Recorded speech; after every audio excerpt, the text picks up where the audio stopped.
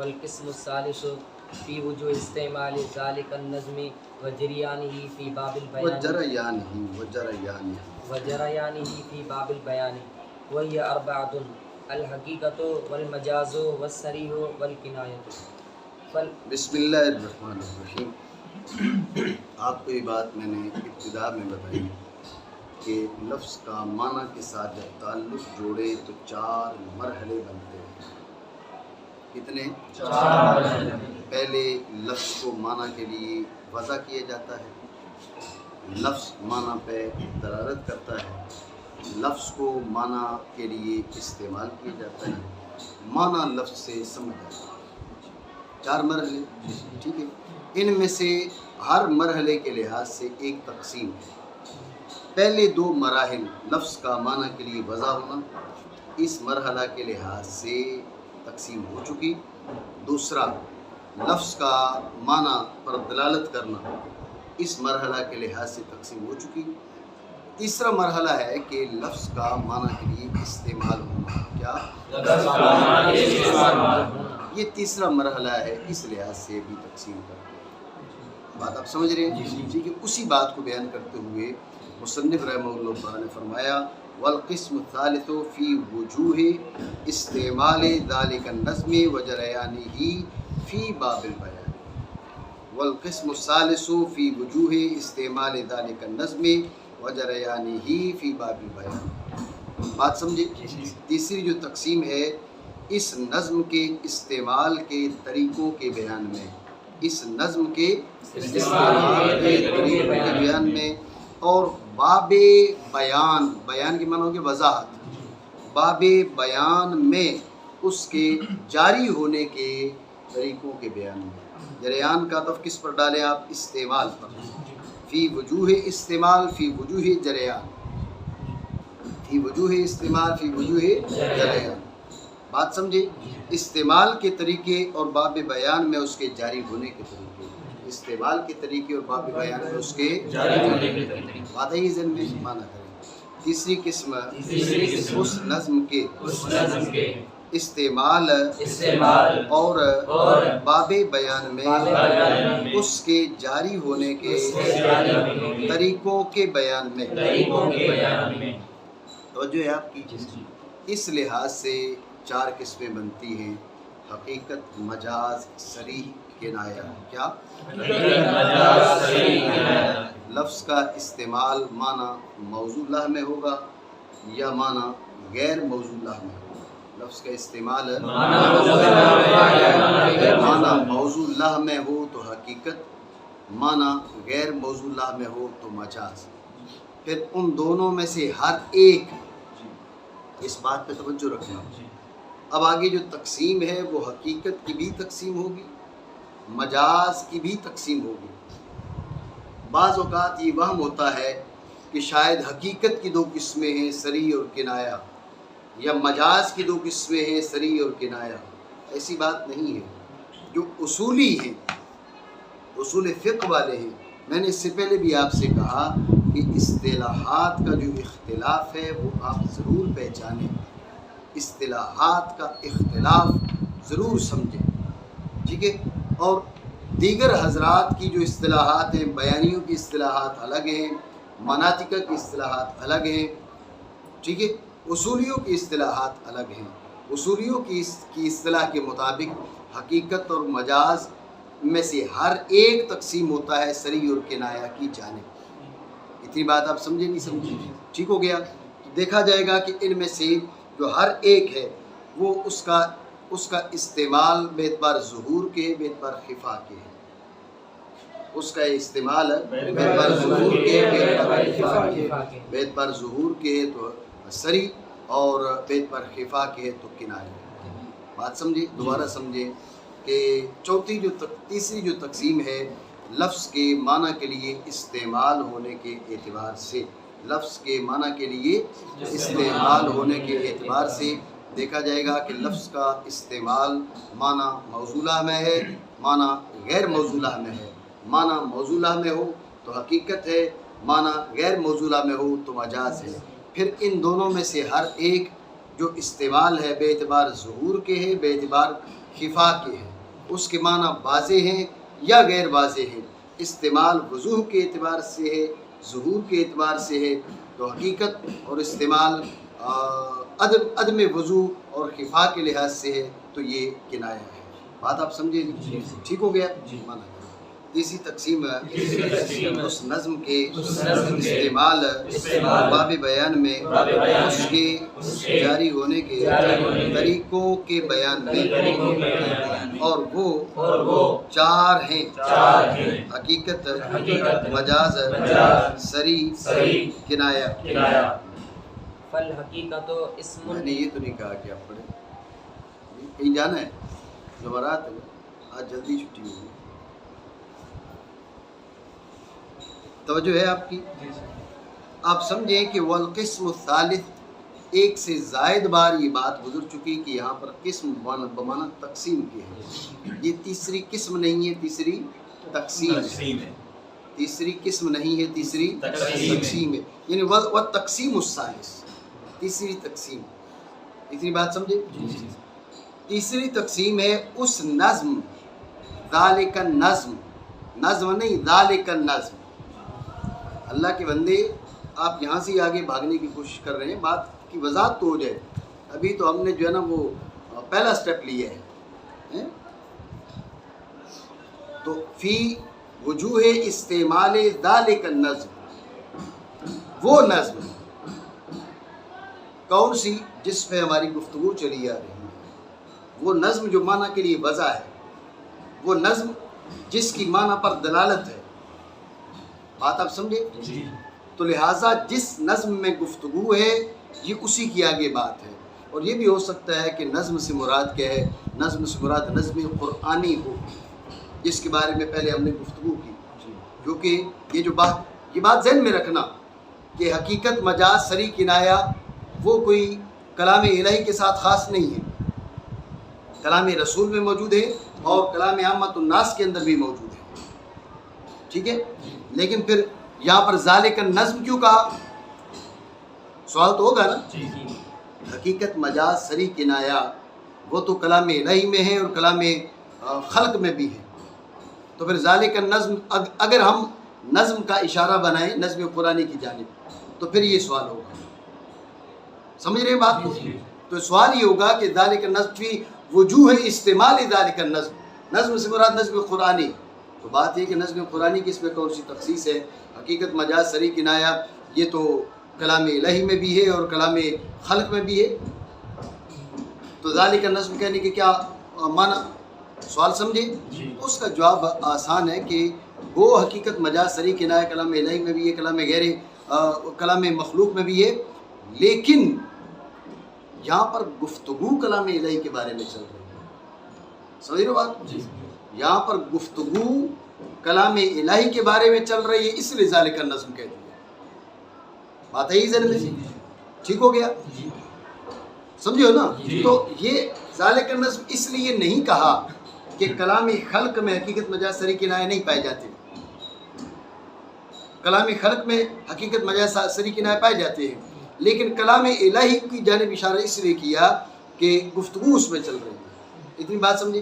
اور یہ بھی ہو سکتا ہے ذالک النظم کہنے کا مقصد، ویسے کہتے ہیں نا کہ فی وجوہ استعمال النظم، وجہ ہے فی وجوہ استعمال النظم، تمہارا ذہن کہیں اور چلا جاتا، نظم سے مراد وہ شعراء والی جو نظم ہو سکتا ہے وہ مراد ہو، سمجھے بات کو؟ تو انہوں نے کہا نہیں، مطلق نظم نہیں ہے، ذالک النظم وہ جس کی بات ہو رہی ہے۔ نہیں سمجھے بات کو؟ دوبارہ سمجھے توجہ سے۔ میں نے آپ کو کہا کہ انہوں نے فرمایا والقسم الثالث، قسم سے مراد تقسیم، یہ بات تو پہلے کئی بار گزر چکی، فی وجوہ استعمال ذالک النظم، اس نظم کے استعمال کے طریقے، اس نظم کے استعمال کے طریقے، تو اس نظم سے مراد آپ یہ بھی لے سکتے ہیں یہ وہ نظم ہے جو موضوع ہے معنی کے لیے، یہ وہ نظم ہے جس کی معنی پہ دلالت ہے، سمجھے؟ پہلی دو تقسیموں کی طرف اشارہ، تو اب یہ تیسرا مرحلہ ہے۔ اتنی بات ہے یہ ذہن میں؟ جو بھی ذالکہ کا جو مشار الیہ ہے وہ اس لحاظ سے بھی آپ معین کر سکتے ہیں کہ بھئی وہ نظم کون سی جو معنی کے لیے موضوع ہے، وہ نظم جو معنی پر دال ہے، وہی نظم جب معنی کے لیے مستعمل ہے تو اس لحاظ سے تقسیم ہے۔ قاضی سمجھ رہے ہو نہیں؟ وجہ ہے نا جی. اور یہ بھی ہو سکتا ہے کہ آپ ذالک نظم کا اشارہ کر کے کس بات کی طرف اشارہ کریں؟ نظم سے نظم قرآنی مراد ہے. ٹھیک ہے. اس پر میں نے آپ سے کہا، اس پر سوال ہوگا کہ نظم سے نظم قرآنی مراد کیوں آپ لے رہے ہیں؟ پھر بھائی نظم قرآنی کلام الہی، بھائی کلام الہی کا جو استعمال ہے، سوال ہے کہ کیا کلام میں خلق میں حقیقت مجاز صریح کنایہ نہیں جاری ہوتے ہیں؟ تو پھر ذالک نظم کہنے کا کیا معنی؟ اعتراض بنا نہیں. تو اس کا پہلا جواب یہ دیا کہ وہ یہ کہنے کا مقصد یہ ہے کہ یہ نہیں ہے کہ اعتراض اور ہے اور احتراز اور ذہن میں رکھنا. سمجھ رہے بات کو؟ یہاں پر ذالک نظم جو ہے وہ برائے احتراز نہیں ہے کہ بھئی کلام الہی میں حقیقت مجاز صریح کنایہ جاری ہوں گے اور کلام خلق میں حقیقت مجاز صریح کنایہ جاری نہیں ہوں گے. یہ بات نہیں ہے. وجہ ہے آپ کی. تو پھر کیوں کہا؟ کلام اس میں چل رہی تھی، گفتگو کلام الہی میں چل رہی تھی، گفتگو کتاب اللہ کی کہ جو نظم ہے اس کی تقسیمات میں چل رہی تھی، اس لیے انہوں نے ذالک نظم کہہ دیا. توجہ ہے. اور یہ بھی آپ جواب دے سکتے ہیں کہ ذالک نظم کا جو اشارہ ہے وہ اس مقصد کے لیے کیا، ذالک کے ساتھ اشارہ اس مقصد کے لیے کیا کہ اگر فقط نظم کہتے یہ وہم ہو سکتا ہے کہ نظم سے مراد جو نظم مصطلح عند الشعراء ہے جی وہ نظم مراد ہے، حالانکہ وہ نظم تو مراد نہیں ہے. سمجھ رہے بات کو؟ کون سی نظم مراد ہے؟ جس کا پہلے ذکر ہو چکا نظم قرآنی مراد ہے. سمجھ رہے بات کو؟ تو اس لیے فقط نظم کہتے یہ وہم ہو سکتا تھا. اس وہم کے ازالہ کے لیے ذالکہ کے ذریعے اشارہ کر دیا کہ وہ مطلق نظم یا مراد نہیں ہے، جو نظم جس کا پہلے ذکر گزرتا ہوتا چلا آ رہا ہے وہی نظم مراد ہے. بات سمجھے ہو نہیں؟ ٹھیک ہو گیا؟ مانا یہ بات ذہن میں رکھیں. مصنفین ماتنین جتنا بڑا ان کا علمی قد ہوتا ہے اتنی ان کے اندر، ان کی گفتگو کے اندر اتنے نکات ہوتے ہیں. یہ بات نہیں ایسی بول دی ہے بھئی آپ نے یہ 2 4 5 لفظ اکٹھے کیوں بولے، میں نے ایسے ہی بول دیا. یہ ایسے بولنے والے لوگ وہ فصحاء اور بلغاء کے ہاں ان کی کلام کا اعتبار نہیں ہے جی. مطلب ان کی کلام جو ہے وہ بہائم کی کلام کے ساتھ جڑ جاتی ہے کہ جو بے مقصد وہ 2 4 لفظ جو ہے ایسے ہی بول دیتے ہیں جس کو کوئی مقصد ہی نہ ہو. بات ہے ذہن میں. تو یہ بات ذہن میں رکھیں. کلام بامعنی ہوتی ہے، اس کا ایک اپنا مفہوم ہوتا ہے، لیکن بلغاء کے ہاں وہ بہائم کی آواز کے ساتھ اس لیے متصف ہوتی ہے، وہ لطائف سے خالی ہے، وہ نکات سے خالی ہے. بات ہے ذہن میں. تو اکیلا ذالک کہنا یہ اس اشارہ کی اس نقطہ کی طرف اشارہ تھا. بات سمجھیو. اور یہ بات ذہن میں رکھ لے، اگر ذالک نہ ہوتا اب ہم ان نظم پر جو ہے وہ الف لام برائے عہد خارجی بنا لیتے. سمجھ رہے ہو؟ جب بھی بات چل جاتی، جب بھی مسئلہ حل ہو جاتا، ٹھیک ہے. نظم سے مراد مطلق نظم نہیں ہے. کون سی نظم ہے؟ جس کا پہلے ذکر ہو چکا، نظم معہود. نہیں سمجھ رہے ہو؟ تو چلو پھر اعتراض کر لو کہ بھئی ذالکہ کے بغیر بھی کام چل جاتا، تو پھر ذالکہ کی تو حاجت نہ رہی. جو کام ذالکہ نے آ کر کیا ہے وہ الف لام عہد خارجی کر رہا ہے، تو ذالکہ پھر کیوں؟ ہم نے مانا، آپ نے ذالکہ کے جو فوائد بتائے ہیں کہ بھئی بالخصوص یہ آخری جو فائدہ ہے کہ وہم ہوتا کہ شاید اس نظم سے مراد کیا ہے، وہ نظم مصطلح عند الشعراء ہے، تو لہٰذا انہوں نے ذالک نظم کہہ دیا تاکہ اس وہم کا ازالہ ہو جائے. تو ہم کہتے ہیں بھئی یہ فائدہ تو الف لام سے بھی حاصل ہو سکتا تھا. نہیں سمجھے؟ اعتراض بنا نہیں. تو اس کا جواب بالکل آسان ہے کہ الف لام سے یہ فائدہ حاصل ہو سکتا تھا، لیکن الف لام جب استعمال ہوگا تو وہ برائے عہد خارجی ہونا، اس کا برائے عہد خارجی ہونا، اس میں وہ نص نہیں ہے. اس میں وہ نص نہیں ہے. ہو سکتا ہے برائے جنس ہو، سمجھو بات کو، برائے عہد ذہنی ہو، یہ بھی ہو سکتا ہے. یہاں پر الف لام کیا ہے؟ وہ برائے عہد خارجی ہے. یہ کوئی لازمی نہیں ہے. الف لام اس معنی میں نص نہیں ہے. ٹھیک ہو گیا؟ جب اس معنی میں نص نہیں ہے تو لہٰذا ذالکہ جس انداز میں تو جو ہے ذالک سوال جواب یہ ہے ذالک جس انداز میں اس معنی کو ادا کر رہا ہے، اس وام کا ازالہ کر رہا ہے، الف لام اس انداز میں ازالہ نہ کر پاتا کیونکہ الف لام اس قدر واضح نہیں ہے اس معنی میں جس قدر ذالک واضح ہے۔ بات سمجھے؟ تو اس لیے کیا کیا انہوں نے، چونکہ کتاب ہے طلباء کے لیے اور مبتدئین کے لیے، تو مبتدئین کے لیے جو ہے پھر انہوں نے زیادہ وضاحت کے ساتھ گفتگو کرنا چاہیے۔ ان نظم سے بھی بات چل جانی تھی، انہوں نے ذالکہ کے ساتھ اشارہ کر دیا تاکہ تمہارا وام جو ہے وہ غیر مراد کی طرف، تمہارا ذہن جو ہے وہ غیر مراد کی جانب منتقل نہ ہو۔ میری بات آپ سمجھے نہیں؟ ٹھیک ہو گیا؟ مانا کریں۔ تیسری تقسیم ہے اس نظم کے استعمال کے طریقوں میں۔ اتنی بات آپ سمجھے؟ تو جو ہے ذہن میں رکھے اس کا استعمال معنی موصولہ میں ہوگا یا معنی غیر موصولہ میں ہوگا۔ اس کا استعمال معنی موصولہ میں ہوگا یا معنی غیر موصولہ میں ہوگا۔ معنی موصولہ میں ہو تو حقیقت ہے، معنی غیر موصولہ میں ہو تو مجاز ہے۔ پھر بے اعتبار ان دونوں میں سے ہر ایک بے اعتبار انکشاف معنی ہوگا یا بے اعتبار عدم انکشاف معنی ہوگا۔ بے اعتبار انکشاف معنی ہوگا یا بے اعتبار عدم انکشاف معنی ہوگا۔ استعمال بے اعتبار انکشافی معنی ہوگا یا استعمال بے اعتبار عدم انکشافی معنی ہوگا۔ استعمال بے اعتبار انکشافی معنی تو صریح، استعمال بے اعتبار عدم انکشافی معنی تو کنایہ۔ اتنی بات سمجھی؟ تو جو ہے تو استعمال ذالک النظم، کیا استعمال ذالک النظم، یہ کہنے سے حقیقت مجاز صریح کنایہ چاروں آگے ہیں۔ آگے نہیں آگے؟ لیکن ایک بات ذہن میں رکھنا کہ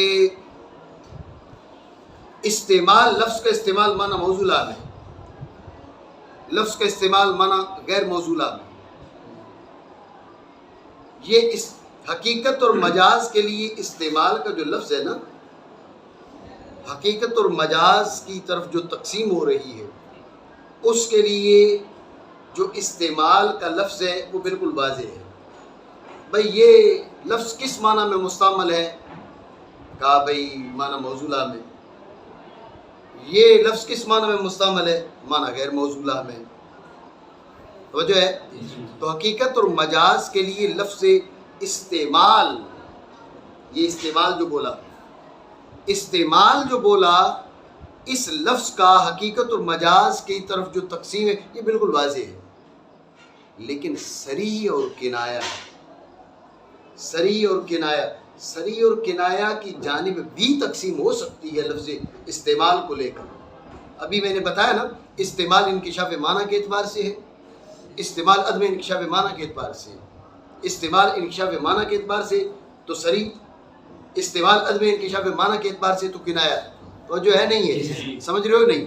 تو استعمال کو سامنے رکھ کے حقیقت، مجاز، صریح، کنایہ چاروں قسموں کی جانب تقسیم ہو سکتی ہے۔ یہ نہیں کہ نہیں ہو سکتی، ہو سکتی ہے، لیکن استعمال کا حقیقت اور مجاز کی جانب منقسم ہونا یہ زیادہ واضح ہے صریح کنایہ کی نسبت۔ صریح کنایہ کے لیے وضاحت، ظہور، بیان، تو جو ہے بھئی یہ معنی واضح ہے یا غیر واضح؟ جی یہ ان میں انکشاف تام ہے یا انکشاف غیر تام ہے؟ سمجھ رہے ہو نہیں؟ تو بیان، ظہور، انکشاف، ان کا صریح کنایہ کی جانب جو انقسام ہے وہ زیادہ واضح ہے۔ بات سمجھ رہے ہو نہیں؟ اصل میں جو گفتگو کرنا چاہ رہا ہوں، جو بات بتانا چاہ رہا ہوں کہ استعمال ذالک النظم کافی تھا، وجریان ہی فی باب البیان کہنے کی حاجت کیا تھی؟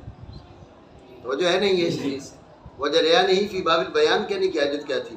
تو جریان ہی فی باب البیان کہنے کی حاجت یہ ہے کہ استعمال جو ہے وہ چاروں قسموں کو شامل ہے، یہ نہیں کہ چاروں قسموں کو شامل نہیں، شامل ہے، لیکن استعمال حقیقت مجاز کو نسبتاً زیادہ اب مرحلہ اولا میں شامل ہے، بآسانی شامل ہے۔ برخلاف کس کے؟ سری کنایہ کے۔ سری کنایہ کو لفظ بیان، ظہور، انکشاف کا منقسم ہونا، انکشاف تام، انکشاف غیر تام، بیان کا منقسم ہونا، بیان اتم، بیان غیر اتم، توجہ ہے نہیں؟ تو بیان کا سری کنایہ کی جانب انقسام زیادہ واضح ہے، اور استعمال کا حقیقت مجاز کی جانب انقسام زیادہ واضح ہے۔ سمجھے بات کو؟ تو چونکہ حقیقت مجاز کی جانب استعمال کا انقسام واضح تھا، اور سری کنایہ کی جانب بیان اور انکشاف کا جو انقسام ہے وہ زیادہ واضح تھا، اس لیے حقیقت مجاز کے لیے استعمال بول دیا، ان کے لیے جریان فی وجوہ البیان بول دیا۔ بات سمجھے نہیں سمجھے؟ ٹھیک ہو گیا؟ تو یہ جو استعمال کے بعد جریان فی باب البیان ہے، یہ ان دو قسموں کو شامل کرنے کے لیے، جس کو سری کو اور کنایہ کو، بات ہے یہ ذہن میں نہیں۔ لیکن یہ کہا جا سکتا ہے، جیسے میں نے پہلے کہا کہ بھئی استعمال ذالک النظم اس کو شامل ہے، تو پھر جریانی کی کہنے کی کیا حاجت ہے؟ تو گو شامل تھا، لیکن جریانی فی باب البیان جو ہے وہ زیادہ واضح انداز میں، زیادہ سہل طریقے سے وہ کس کو؟ سری اور کنایہ کو شامل ہے۔ تو چونکہ کتاب مبتدئین کے لیے تو زیادت وضاحت کے لیے انہوں نے جریانی فی باب البیان کہا۔ بات سمجھے نہیں؟ توجہ ہے؟ ٹھیک ہو گیا؟ اور آپ یہ بھی کہہ سکتے ہیں، سوال آپ یہ کریں کہ استعمال ذالک النظم جب چاروں کو شامل ہے تو جریانی فی باب البیان کہنے کی کیا حاجت ہے؟ تو اس کا آپ جواب دے سکتے ہیں کہ اصل میں توجہ رکھیں،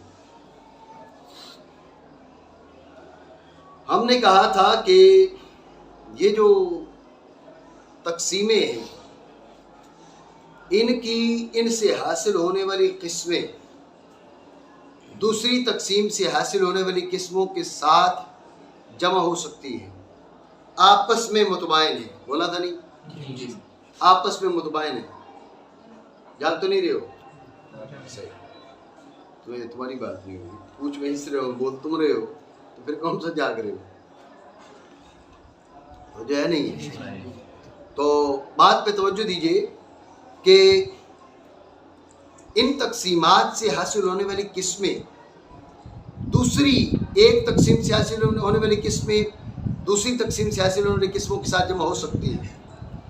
ایک تقسیم سے حاصل ہونے والی جو قسمیں ہیں، اقسام ہیں، وہ آپس میں جمع نہیں ہو سکتی، وہ متداخل نہیں ہو سکتی، وہ متقابل ہی ہوں گی۔ دوسری بات سمجھے؟ یہ بات پہلے ہوئی تھی نا؟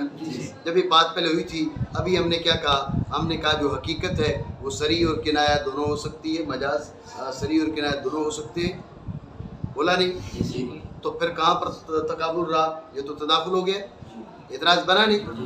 جی، تو اس کا جواب دینے کے لیے انہوں نے کہا کہ اصل میں جو یہ تقسیم ہے، جو تیسرا مرحلہ ہے تقسیم کا، وہ جو تقسیم ہے اس میں پھر دو جہتیں ہیں، تقسیم بے اعتبار استعمال کے، وجہ ہے تقسیم بے اعتبار جریان فی باب البیان کے، وجہ ہے نہیں ہے؟ تقسیم بے اعتبار استعمال کے، تقسیم بے اعتبار جریان فی باب البیان کے، دو آپس میں مقابل ہو گئی نہیں ہوگی؟ ہو گئی نا؟ جب دو آپس میں مقابل ہو گئی، اس لحاظ سے بھی دو قسمیں، اس لحاظ سے بھی دو قسمیں، وہ ٹھیک ہے، نیچے جا کر جو ہے وہ اگر آپس میں متداخل ہوتی ہیں تو ہوتی رہیں، لیکن یہاں پر ایک دوسرے کے مقابل ہیں، جہاں سے دو شاخیں نکالی ہم نے، تیسرا مرحلہ، اس مرحلے میں استعمال جریان فی باب البیان، پھر استعمال کے نیچے دو، جریان فی باب البیان کے نیچے دو، ٹھیک ہے؟ آگے بے اعتبار منتہا کہ وہ آپس میں کسی لحاظ سے جمع ہوتی ہیں تو وہ منع نہیں ہے، لیکن ابتدا میں وہ دونوں ایک دوسرے کے مقابل ہیں۔ نہیں سمجھو بات؟ وہ جو ہے قاضم ہیں، دوبارہ سمجھے دھیان سے، نہیں تو جو ہے نا؟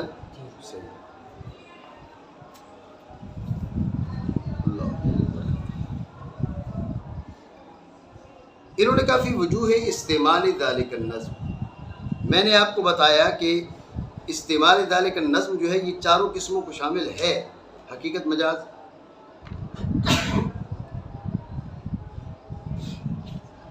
حقیقت مجاز، سری کنایہ، چاروں کو شامل ہے۔ جب شامل چاروں کو ہے تو جریان فی باب البیان کہنے کی کیا حاجت ہے؟ تو اس کے بارے میں جو میں نے گفتگو کی ہے اس کا حاصل اور خلاصہ یہ ہے کہ لفظ کا استعمال ہونا معنی موصولہ میں، لفظ کا استعمال ہونا معنی غیر موصولہ میں، استعمال کے لحاظ سے یہ دو قسمیں بننا بالکل واضح ہے، ٹھیک ہے۔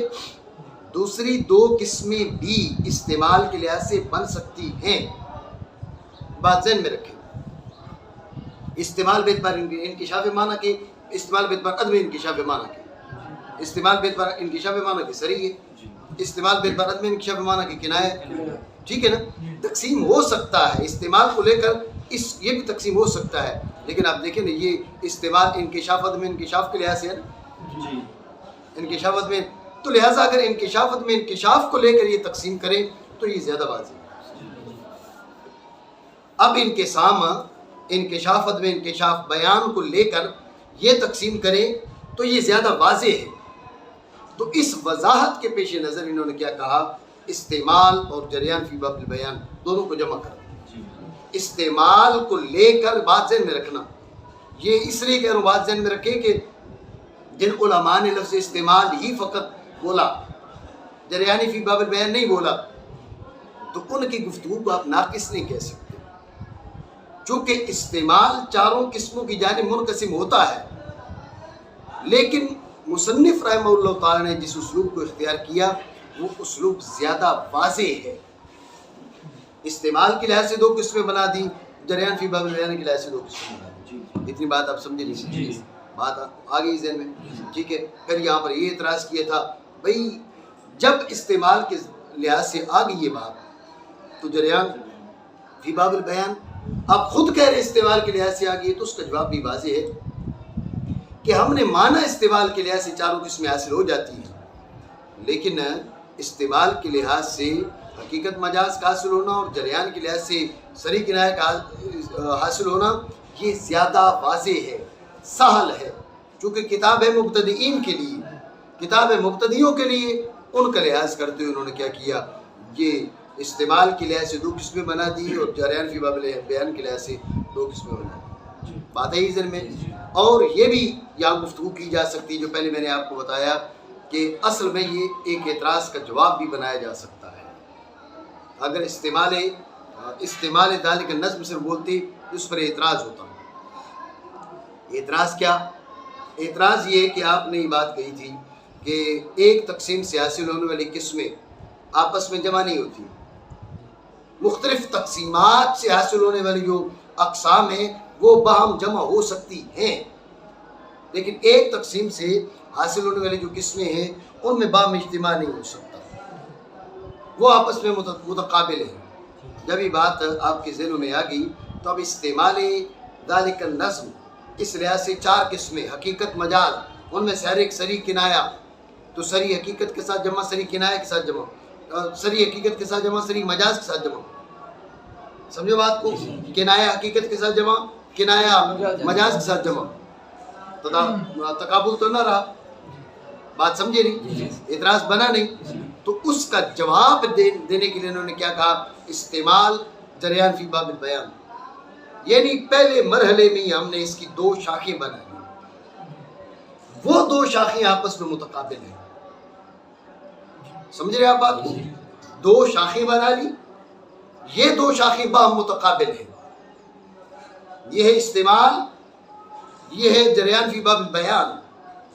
اس استعمال کے لحاظ سے دو قسمیں، اس جریان فی باب البیان کے لحاظ سے دو قسمیں، وہ بعد والی قسمیں جا کے باہم اگر جمع ہوتی ہیں تو اس کو قابل اعتراض بات نہیں ہے، ابتدا میں یہ ایک دوسرے کے متقابل ہیں، اس لیے انہوں نے جریان فی باب البیان کا یعنی فرق بتانے کے لیے حقیقت مجاز کا جو اس کی طرف جو انقسام ہے وہ محض استعمال کے لحاظ سے ہے، اور صریح کنایہ کی طرف جو انقسام ہے وہ جریان فی باب البیان کے لحاظ سے ہے، اس لحاظ سے آپس میں تقابل ہوا، آگے چل کے اگر اقسام آپس میں ملتی ہے تو وہ مضر نہیں ہے، پتہ نہیں بات سمجھے توجہ ہے نا جی۔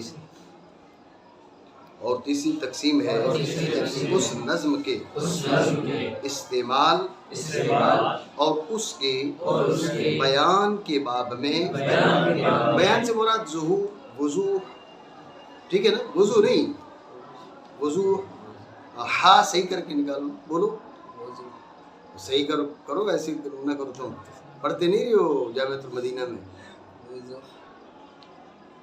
اسی لیے انہوں نے تمہیں داخلہ نہیں دیا.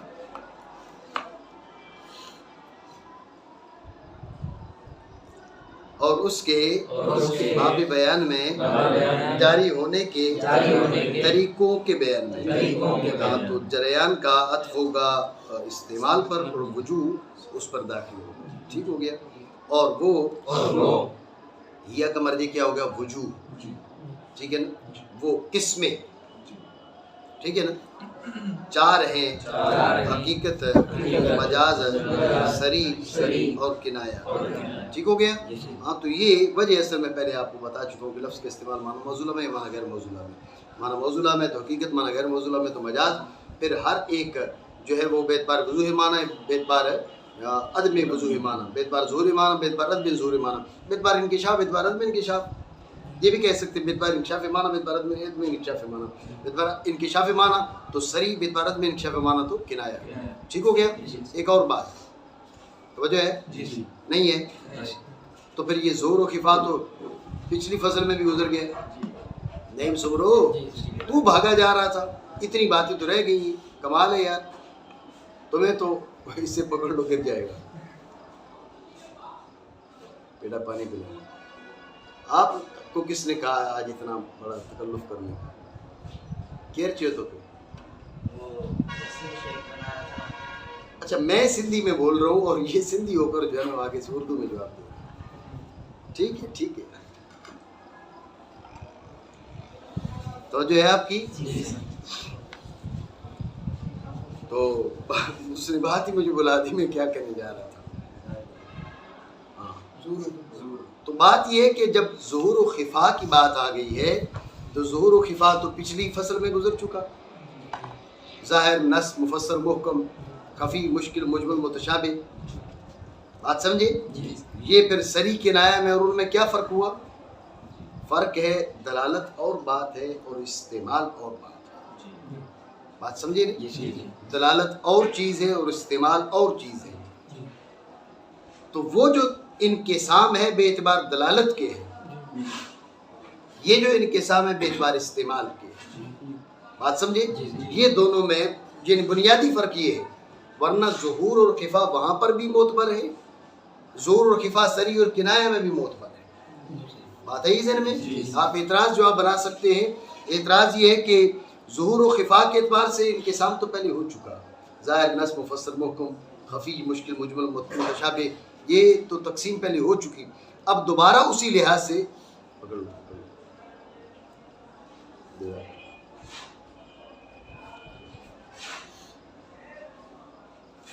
کہہ رہے میں کھاتا بہت ہوں, لگتا نہیں ہے مجھے.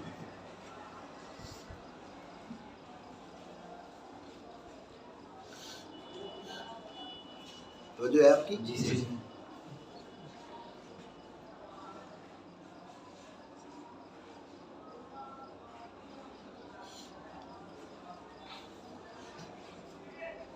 تو سوال یہ ہے کہ ظہور و خفا کے لحاظ سے تقسیم تو پہلے ہو چکی ہے, پھر سے وہی تقسیم اسی اعتبار سے, تو یہ تو تکرار ہوا نا, بے مقصد گفتگو. اعتراض بنا نہیں, تو اس کا ہم نے جواب دے دیا, آپ کو بتا دیا کہ وہ جو ظہور و خفا ہے وہ دلالت میں ہے, یہ ظہور و خفا ہے درجہ استعمال میں. سمجھے. وہ درجہ دلالت میں ہے, اس کا درجہ الگ ہے, یہ درجہ استعمال میں ہے. اس لیے وہ الگ تقسیمہ قسمیں ہیں, یہ الگ قسمیں ہیں. وہ الگ تقسیم ہے, یہ الگ تقسیم ہے. ٹھیک ہو گیا. اب پڑھو آگے. فالحقیقت اسم لکل لفظ ارید به ما ودی له. آگے بھی پڑھ دیتا آگے اکٹھے. والمجاز اسم لکل لفظ ارید به غیر ما ودی له لاتصال بینهما معنی کما فی تسمیۃ الشجاع شجاع اسدا والبلید حمارا او ذاتا کما فی تسمیۃ المطر سماء. زیادہ ہو گیا. چلیں تو جو ہے آپ کی لفظ کا استعمال معنی موصولہ میں ہو تو حقیقت ہے, لفظ کا استعمال معنی موصولہ میں ہو تو حقیقت ہے. توجہ ہے آپ کی. فالحقیقت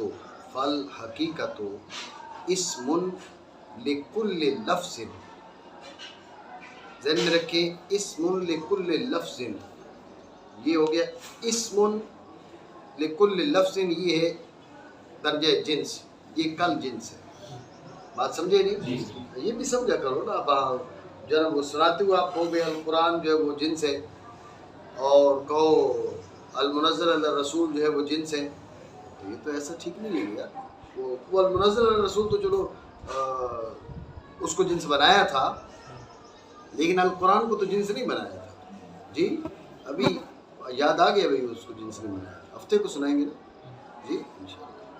تو توجہ رکھیں کہ اسم لکل لفظ یہ جنس ہے. ارید بہ ما وضع لہ، ارید بہ ما وضع لہ، اس سے کیا مراد ہو، وہ معنی اس معنی کا ارادہ کیا جائے کہ جس کے لیے وہ وضع کیا گیا، جس کے لیے وہ بنایا گیا، جس کے لیے وہ معین کیا گیا. بات سمجھے نہیں؟ یہ ہے فصل. اس سے مجاز کو نکالنا. کس میں تو دو ہی تھی، ایک حقیقت اور دوسرا مجاز. وجہ ہے نہیں ہے، ایک حقیقت دوسرا مجاز. جب کا اسم لکل لفظ، اب یہ حقیقت کو بھی شامل ہے مجاز کو بھی شامل ہے. جب کہا کہ ارید بہ ما وضع لہ، اس سے اس معنی کا ارادہ کیا جائے جس معنی کے لیے اس لفظ کو وضع کیا گیا. اب یہ فصل ہے، ایک ہی فصل نے چونکہ شیء ایک شامل تھی، اس کے ساتھ مجاز اس کو نکال دیا. تعریف جامع بھی ہو گئی ہے اور دخول غیر سے معنی بھی ہو گئی ہے. بات سمجھے؟ جنس فصل بھی سمجھ آ گئی. معنی تو حقیقت نام ہے ہر اس لفظ کا جس سے ارادہ کیا گیا ہو، اس معنی کا کہ وضع کیا گیا. وضع میں ہوا ضمیر کا مرجع کون ہو گیا؟ لفظ. ٹھیک ہے، وضع کیا گیا وہ لفظ اس معنی کے لیے. بات سمجھے نہیں؟ ٹھیک ہو گیا. ذہن میں رکھیں کہ حقیقت کا اطلاق، حقیقت کا اطلاق لفظ پر بھی ہوتا ہے اور معنی پر بھی ہوتا ہے. یہ بات ذہن میں رکھنا. توجہ ہے؟ لفظ کو بھی حقیقت کہا جاتا ہے اور معنی کو بھی حقیقت کہا جاتا ہے. سوال یہ ہے کہ حقیقت کا لفظ پر اطلاق، حقیقت کا معنی پر اطلاق، ان دونوں میں سے حقیقت کون سا ہے اور مجاز کون سا ہے؟ جیلانی وہ اس کو اڑاؤ، تو چھوڑ دے. جیلانی تو ادھر دے.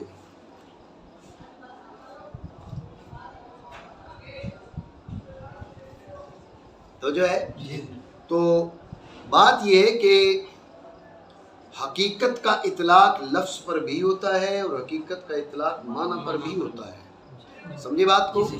لیکن دیکھنا یہ ہے کہ حقیقت کا اطلاق لفظ پر یہ حقیقت ہے اور معنی پر مجاز ہے، یا حقیقت کا اطلاق معنی پر یہ حقیقت ہے اور حقیقت کا اطلاق لفظ پر مجاز ہے. بات سمجھ رہے ہو نہیں؟ وجہ ہے انہوں نے کہا اسم لکل لفظ. کیا؟ اسم لکل لفظ، حقیقت کا حقیقی جو اطلاق ہے وہ لفظ پر ہے. معنی پر جو اطلاق ہے اس کا وہ مناسبت کی وجہ سے مجازی اطلاق. معنی کو حقیقت کہہ دیا جاتا ہے، کہا جاتا ہے، لیکن وہ مجازی اطلاق ہے، وہ حقیقی اطلاق نہیں ہے. لکل لفظ کہہ کے بتا دیا کہ حقیقت کا موصوف ہے حقیقی وہ لفظ. بات ہے ذہن میں. تو حقیقت نام ہے ہر ایسے لفظ کا، ہر اس لفظ کا جس سے ارادہ کیا گیا ہو، ایسے معنی کا کہ وضع کیا گیا وہ لفظ اس معنی کے لیے.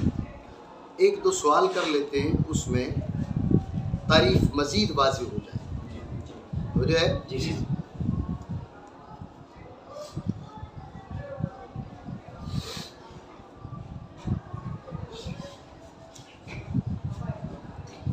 اعتراض کا خلاصہ یہ ہے کہ آپ کی تعریف جامع نہیں ہے. یہ یوں کہیے کہ آپ کی طرف دخول غیر سے معنی نہیں. بات ہے یہ آپ کی تعریف دخول غیر سے معنی نہیں ہے. تفصیل اس اجمال کی آپ دیکھیں کہ آپ نے بولا نماز صلاۃ، آپ نے بولا صلاۃ، اور صلاۃ بول کے آپ نے دعا کا ارادہ کیا. صلاۃ بول کے آپ نے دعا کا ارادہ کیا تو ذہن میں رکھنا یہ لفظ کا استعمال معنی موضوع اللہ کے لیے ہے. ارید بہ ما وضع اللفظ لہ، ارید بہ ما وضع اللفظ لہ. لیکن صلاۃ بول کے دعا جب آپ مراد لیتے ہیں یہ مجاز ہے. بات سمجھے نہیں؟ وَأَقِيمُوا الصَّلَاةَ وَآتُوا الزَّكَاةَ وَأَقِيمُوا الصَّلَاةَ. تو اب یہاں پر صلاۃ کے معنی کیا ہے؟ نماز کے. کیا معنی ہے؟ نماز. اگر کوئی کہے بھئی اقیم الصلاۃ، صلاۃ سے مراد دعا ہے، تو یہ معنی یہاں نہیں بنیں گے. بالفرض اگر کوئی بنانا چاہتے تو مجاز ہے، حقیقت نہیں. لفظ کا استعمال ہے معنی موصولہ میں، لفظ کا استعمال ہے معنی موصولہ میں، لیکن یہ حقیقت نہیں ہے، مجاز ہے.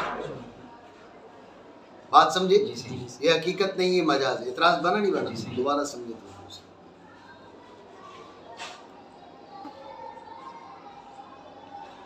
اعتراض یہ ہے کہ آپ نے جو تعریف کی ہے یہ جامع نہیں. اصل من وجہ یہ اعتراض یہ یوں بن جائے گی بھی جامع نہیں ہے، اور دوسرے لحاظ سے یہ یوں اعتراض بن جائے گا کہ دخول غیر سے معنی نہیں.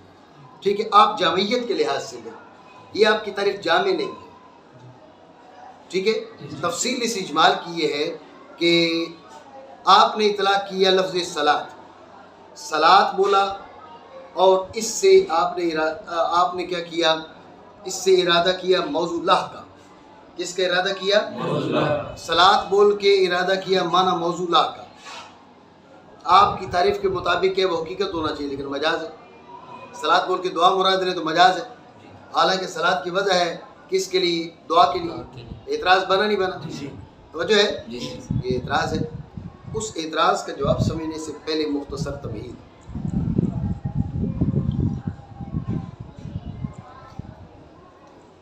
توجہ ہے نہیں؟ تمہید یہ ہے کہ وضع کے لیے واضح کا ہونا ضروری ہے. واضح ارباب لغت، ارباب شرع ہے، ارباب عرف خاص ہیں، ارباب عرف عام ہیں. توجہ ہے؟ واضح ارباب لغت ہیں تو وضع لغوی. سمجھ رہے بات کو؟ واضح ارباب لغت ہے تو وضع لغوی، واضح ارباب شرع ہے تو وضع شرعی، واضح ارباب عرف خاص ہے تو وضع اصطلاحی. ٹھیک ہے نا؟ اور واضح ارباب عرف عام ہے تو وضع عرفی. بات سمجھے نہیں سمجھے؟ دوبارہ سمجھے توجہ سے.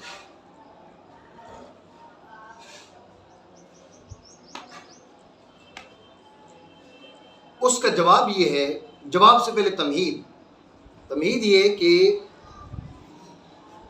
وضع کے لیے واضح کا ہونا ضروری ہے. دیکھا جائے گا کہ واضح کون ہے.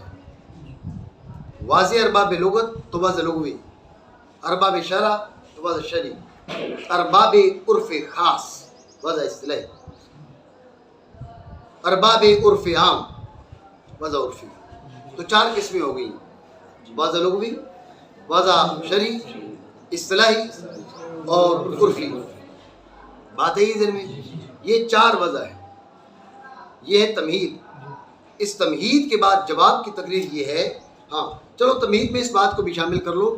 جب وضع 4 ہیں، ایک لفظ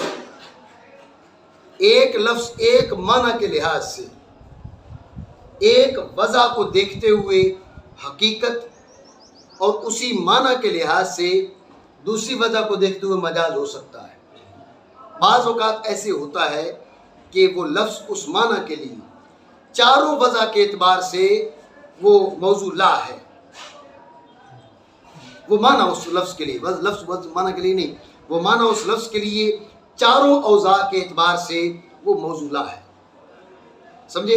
اب یہ حقیقت مطلقہ ہوگی، لیکن بعض اوضاع کے اعتبار سے وہ موصولہ ہے اور بعض اوضاع کے اعتبار سے وہ غیر موصولہ ہے۔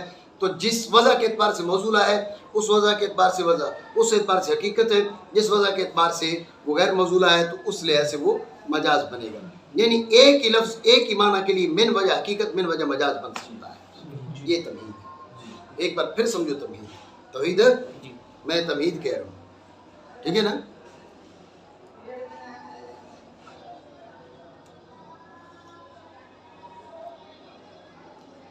تو تمہید یہ ہے کہ وضع کے لیے واضح کی ضرورت ہے، تو واضح ارباب لغت، ارباب شرع، ارباب عرف خاص، ارباب عرف عام۔ ارباب لغت تو وضع لغوی، ارباب شرع تو وضع شرعی، ارباب عرف خاص تو وضع اصطلاحی، ارباب عرف عام تو وضع عرفی۔ بات سمجھے؟ تو وضع ہو گئی چار، وضع لغوی، شرعی، اصطلاحی، عرفی۔ تو بعض اوقات ایک لفظ ایک معنی کے اعتبار سے، یا یوں کہے کہ یہ معنی اس لفظ کے اعتبار سے بعض اوضاع میں وہ موصولہ ہوتا ہے وہ معنی، اور جو ہے وہ دیگر کے لحاظ سے کیا ہوتا ہے وہ موصولہ نہیں ہوتا، معنی غیر موصولہ ہوتا ہے۔ سمجھ رہے بات کو؟ اگر لفظ کا استعمال ایسے معنی میں ہو کہ وہ ہر وضع کے اعتبار سے اسی معنی کے لیے وضع کیا گیا، اب یہ حقیقت مطلقہ، لفظ کا استعمال ایسے معنی میں ہو کہ وضع لغوی، شرعی، اصطلاحی، عرفی، ہر وضع کے اعتبار سے یہ معنی اس لفظ کے لیے موصولہ، یہ حقیقت مطلقہ۔ اور اگر بعض اوضاع کے اعتبار سے موصولہ، بعض اعتبار کے اوضاع کے اعتبار سے غیر موصولہ، تو من وجہ یہ حقیقت، من وجہ مجاز ہے۔ ایک ہی لفظ ایک ہی معنی کے لیے من وجہ حقیقت، من وجہ مجاز ہو سکتا ہے۔ بات سمجھے نہیں؟ جب یہ بات آپ کے ذہن میں آ گئی تو اب آپ سمجھیں اس کا جواب۔